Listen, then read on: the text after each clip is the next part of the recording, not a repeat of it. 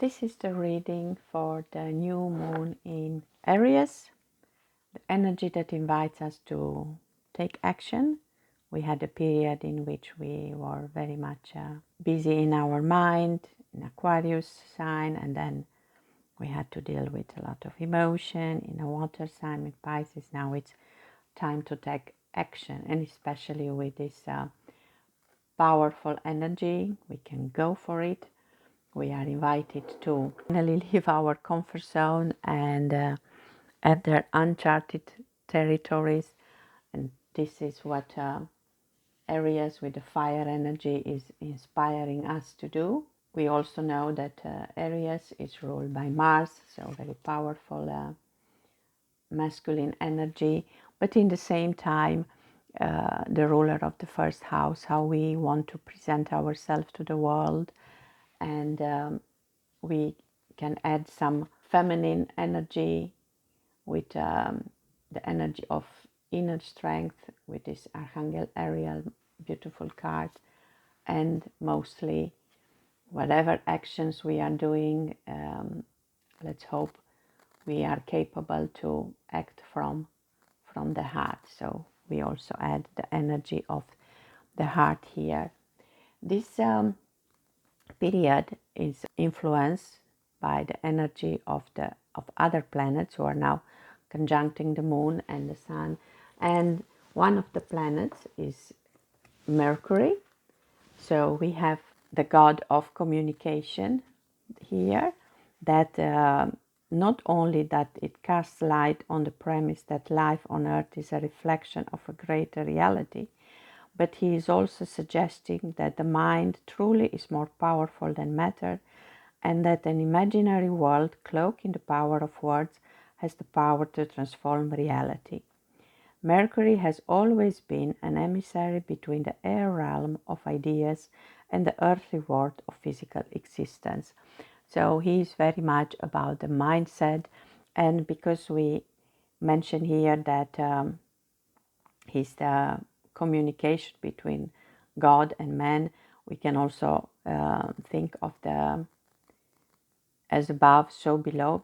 And considering that I just mentioned the communication that he brings from above, let's see a card from the Starseed Oracle. And the card that came out is the Courageous Peony.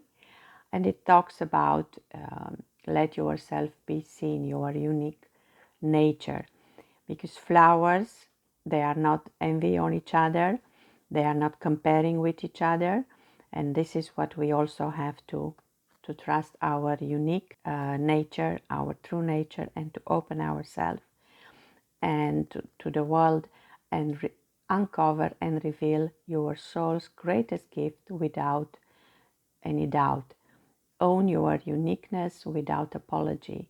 There is a flower on this plant that holds the same qualities that your soul is readying itself to express. Let it inform you. So the question is, how are you being called to allow yourself to be more visible and seen in the world? So that's the invitation from above, and then from below, from the wisdom of the hidden realms, we had this card that's called the Eyes of Beauty, and it's about positive expectation and clarity. When the eyes of beauty show up as your ally, they require you to examine your perception. Do you see the world as perfect and beautiful? Can you retrace your steps from your past to now and see the perfection in that way reality has been created? Truly, perception is everything. A glass half empty is the same as a glass half full, yet so different according to how it's perceived. The eyes of beauty remind you that if you move forward with conviction, all is well now and always will be. You will see true prosperity as a result. Expect to see beauty and you will attract your highest good. I think this is very much about how we see the world and how we see, using the heart, the reality that we want to create. And if we do that from a place with positive expectation, if we see the beauty and if we let our beauty to be seen, then our actions will bring only a positive energy in our reality. And another planet that is now also conjuncting the sun these days is Chiron. And this is known as to be the healer, the help us to integrate what we truly are, exactly in the same way as we were inviting here, to integrate what we truly are. I will just read about Chiron. I hope you can still see the cards. We know he was half human, half horse. He was the son of Saturn, and he was very good in divination, and he was a great teacher. But at one point, accidentally, Hercules shot him with a poisoned arrow, and because he was immortal, he was just condemned to suffer without end. And because of that, he accumulated a vast store of medical knowledge, looking to relieve his pain, and he shared his wisdom with a lot of people, and became in this way legendary healer. So in the end, gods took pity of his suffering, and he was allowed to give away his immortality. But for us, it's, if we check where Chiron is in our natal chart, we can also see what do we have to heal. And because we mentioned Hercules now, I just thought of the 12 works, or how to call the labors of Hercules. And I think the first one was that he had to fight a lion. We started now a new astrological year, so we have also 12 to go, like Hercules had the 12 labors. And maybe that's very much about finding the inner strength to heal what needs to be healed, and act from a place of great inner strength. And thinking of Chiron, and especially this healing part, I was looking at the messenger oracle, and the card that came was or is be without malice. And I see now that is a 4. The Chiron was number 40, so it's the number 4 seems to be important. And now we are on the 4th month. The idea is that even if you are hurt, you are disrespected and disappointed, and you feel betrayed, it's normal to experience feeling of anger, hurt, or disappointment, but try not to act from that energy. So even here, an invitation to act from a place of love. I say, I act from your heart, and don't allow anger and hurt to inspire you. Because again, what we see here, what we see is what we see is what we get.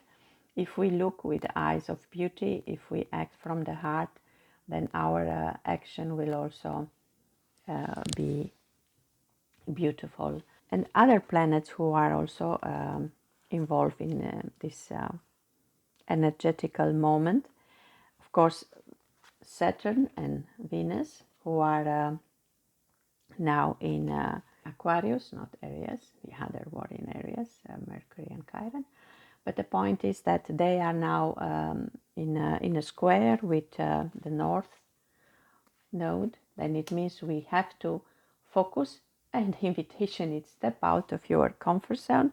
We have to take action again, but in a kind of more organized way. This is what Saturn invites us, and having new ideas, because the North Node is in Taurus, and this is very much the Earth sign. We said this is what's coming. So in order to ground them, this is the energy here. It's important that we look for solution, maybe very innovative solution, because this is what Aquarius is all about.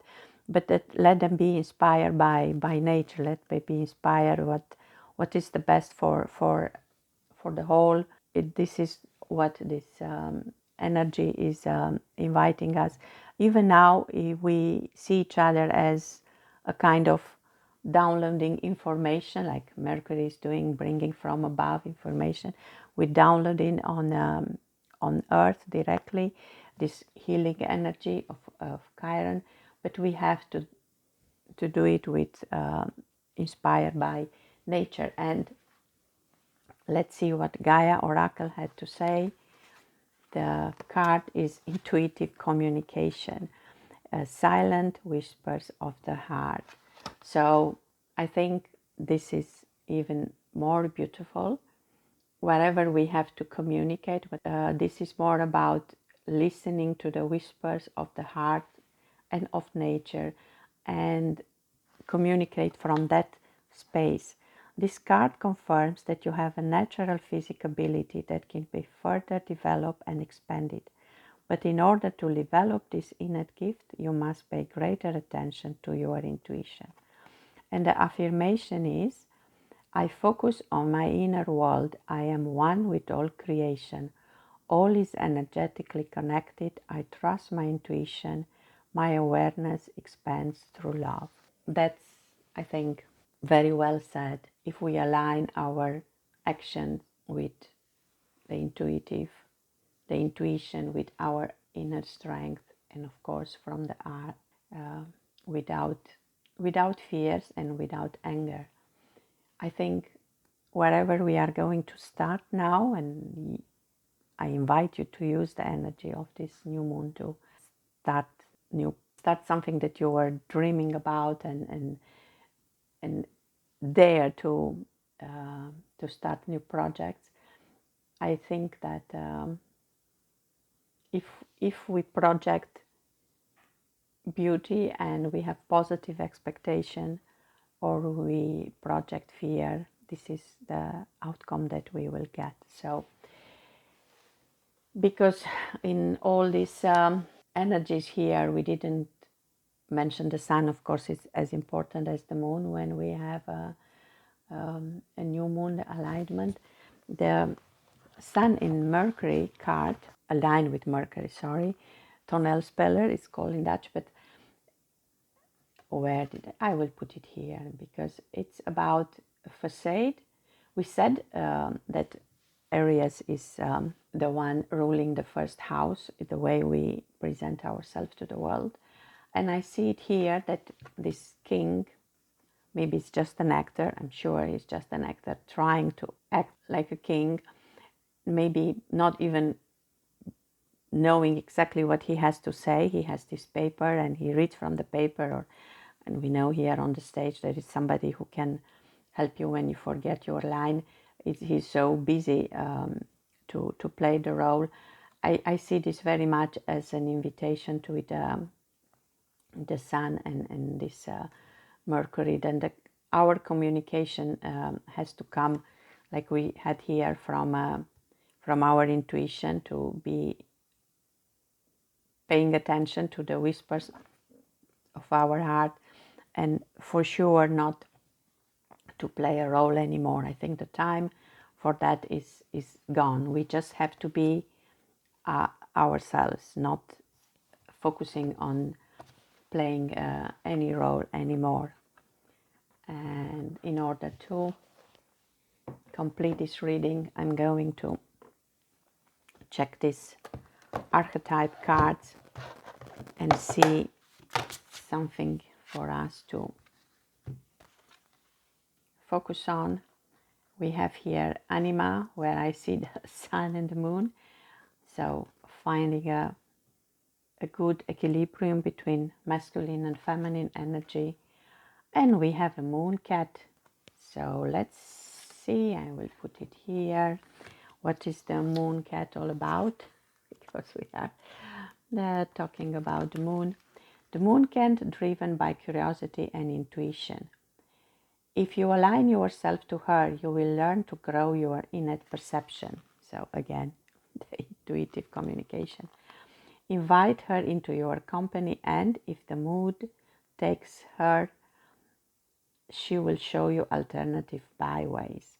Follow her footsteps and follow her dancing to understand what is to be free. Her ways are enigmatic and unpredictable, yet far from irrational. And I think this is how I started talking about uncharting territories that we are inviting now to walk on, and maybe with the knowingness that nobody can really tell us what role we have to play. We just have to follow our true inner compass and show the world who we really are. And I wish you the best with accomplishing that. Thank you for watching.